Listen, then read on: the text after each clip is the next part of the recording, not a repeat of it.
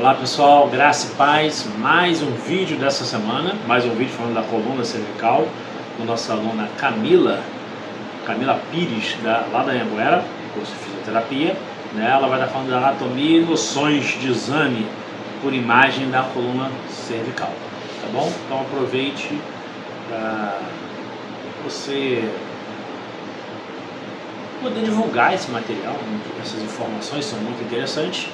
E o pedido que a gente está fazendo, né? A gente está em busca de bater uma meta que a gente estabeleceu para a gente mesmo de 450 inscritos até o final do mês de novembro.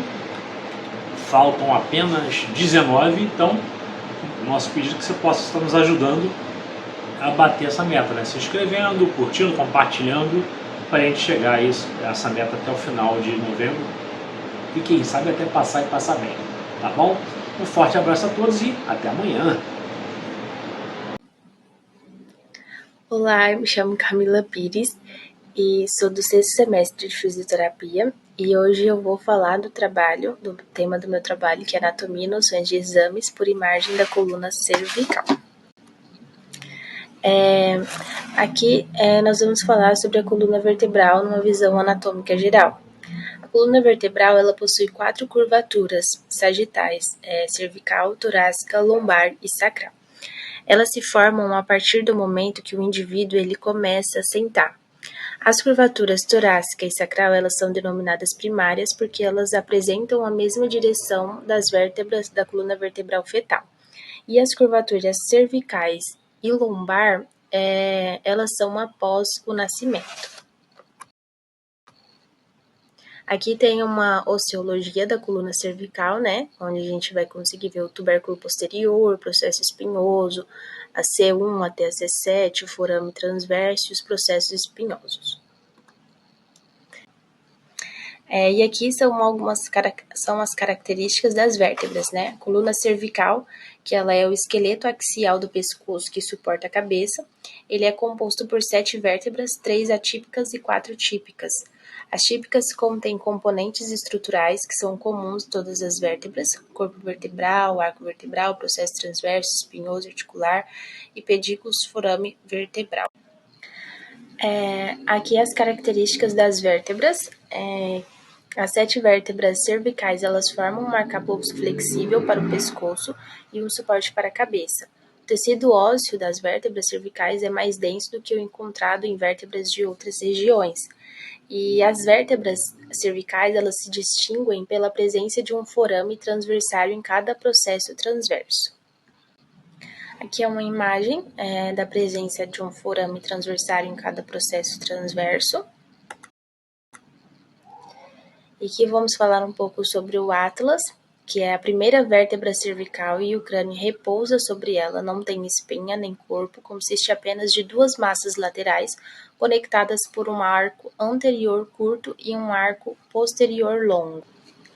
O axis é a segunda vértebra cervical e recebe esse nome porque forma um pivô que se chama odontoide ou dente, em torno do qual o atlas gira levando consigo. E a vértebra cervical ela é conhecida como a vértebra que possui um processo espinhoso longo, visível, na anatomia de superfície, principalmente com o pescoço flexionado. Aí aqui eu coloquei uma imagem que dá de ver certinho, aqui da cervical, da torácica, da C1 até a C7, e aqui ao lado o atlas e o axis. Sobre os exames por imagem, a avaliação de imagens da coluna cervical ela pode ser dificultada se não for realizada todas as incidências necessárias, né?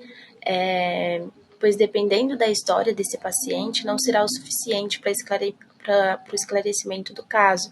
Então, as incidências anterior, posterior, lateral, na posição neutra, que são as mais usadas, nem sempre elas vão ser feitas juntas. O perfil de transição cérvico-torácica, ele tem o objetivo de identificar melhor a transição cérvico-torácica quando não for possível visualizar a C7 e a T1, na incidência clássica de perfil ou na suspeita de que a lesão está na vértebra torácica superior. Algumas dessas fraturas são apenas verificadas na posição oblíqua, que é a melhor forma de se observar a C1 e a C2. E também a melhor forma de observar a C1 e a C2 é a transoral, que eu vou mostrar logo à frente.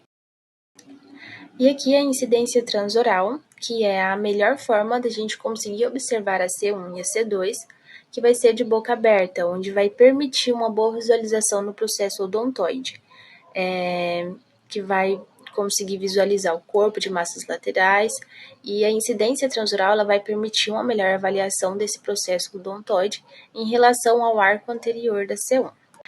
E aqui, ao observar nas imagens, primeiramente, os corpos vertebrais nas presenças de esteófitos, deformidades, fraturas, processos transversos, espinhosos, forame de conjugação, simetria de espaço entre os corpos vertebrais. Então, isso tudo a gente consegue avaliar nas imagens. E o uso da tomografia computadorizada, da ressonância magnética, ele nos permite uma avaliação bem criteriosa sobre o segmento avaliado e vai nos ajudar no diagnóstico de várias alterações clínicas das vértebras e da medula espinhal. E aqui, por último, eu deixei uma frase também, que é: o sucesso é a soma de pequenos esforços repetidos dia após dia.